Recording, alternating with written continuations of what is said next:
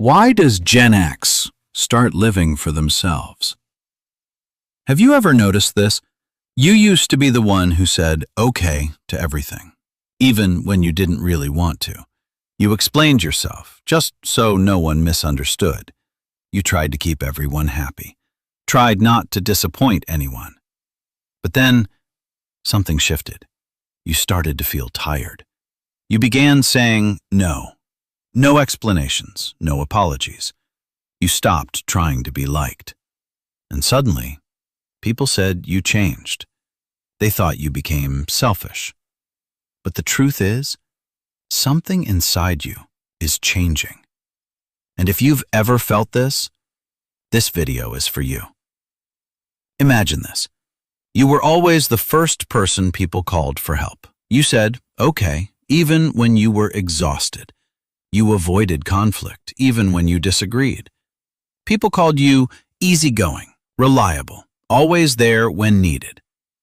Sounds like a good thing, right? But what they didn't see was you were slowly disappearing from your own life. You were tired, but you didn't stop. You were frustrated, but you stayed quiet. You lived like your needs didn't matter. Then one day, you stopped. You started choosing yourself, and instantly, everything changed. People saw you as different. They said you became colder, harder to approach, even selfish. But here's what most people don't realize. This might be the first time you're actually being real. So the question is, why do people who lived for others change the most when they finally stop? There's a type of person. You can spot them instantly. They read the room before they speak. They sense emotions within seconds, and they adjust themselves almost immediately. Not because they want to, but because they're used to it. Maybe that was you. You apologized, even when it wasn't your fault. You said, "It's fine," while feeling uncomfortable inside. You kept the peace by swallowing your emotions. From the outside, it looks like kindness, like you're easy to be around. But in reality, it's not just personality. It's a psychological response. It's called the fawn response, a survival mechanism. It forms when conflict once felt unsafe. Maybe when you were younger, saying no created tension. Showing emotion made things worse. And you learned something very early. If you want to be safe, you have to please. If you want to be loved, you have to be easy. So your brain saved that rule, not as a choice, but as a command. And from that point on, you lived that way. You constantly read people. You prioritized their needs before they even spoke. You avoided conflict, even when you were right. Picture this moment. You've had a long, exhausting day. All you want is to stay home and rest. But someone invites you out.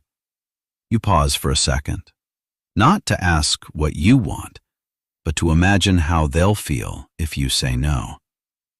And then you say, okay, even when you don't want to. That moment, that's the fawn response. It's not weakness. It's your nervous system trying to keep you safe. You didn't choose to please. You were programmed to. And if you see yourself in this, maybe you were never really allowed to choose yourself. But here's the deeper layer. It's not just survival. It's also how you were taught to be a good person. If you grew up in Gen X, you understand this clearly. No one asked, how do you feel? They taught you, what should you do?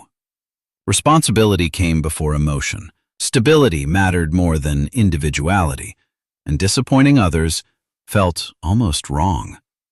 You learned to stay quiet when you disagreed. You learned to blend in instead of stand out. You learned to keep things fine, even when you weren't. Sound familiar? You didn't just please to avoid conflict. You did it because it felt right. The problem is, When you repeat that long enough, it becomes who you are.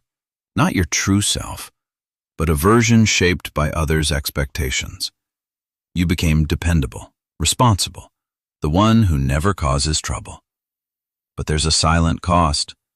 You slowly lose connection with yourself. Think about this. When was the last time you truly asked, "What do I want?"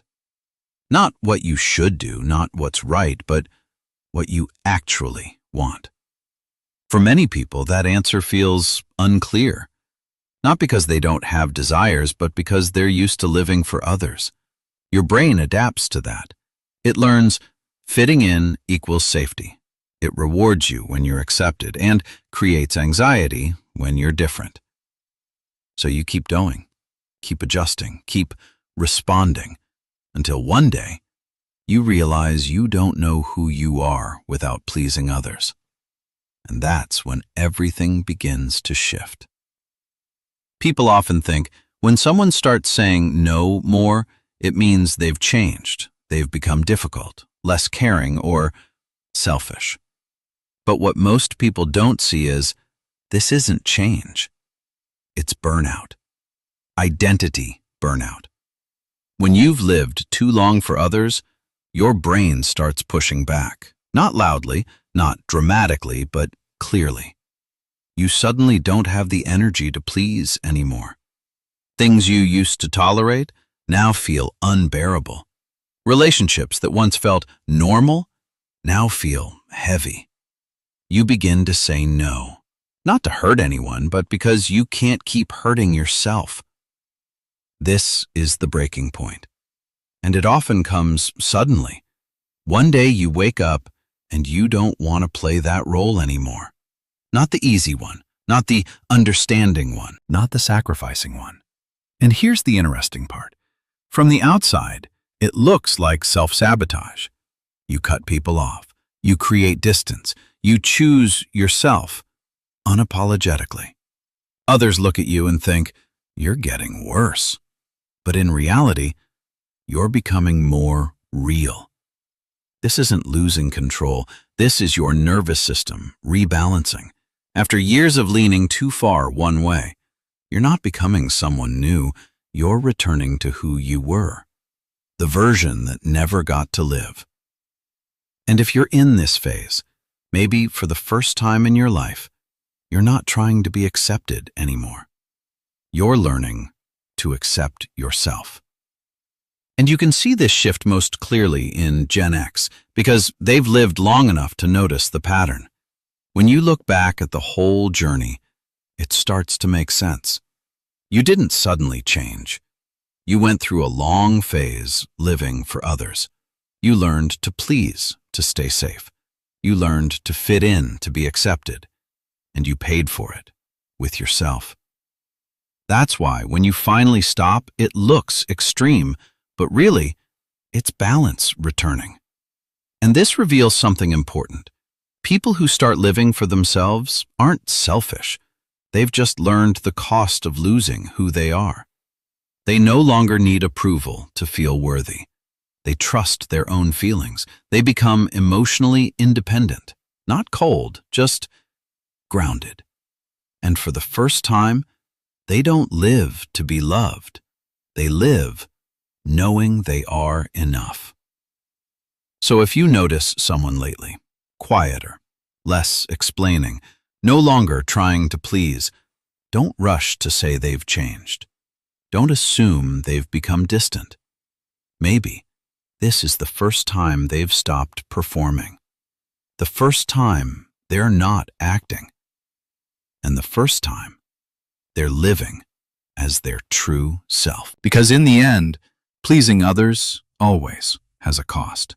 And that cost is usually you.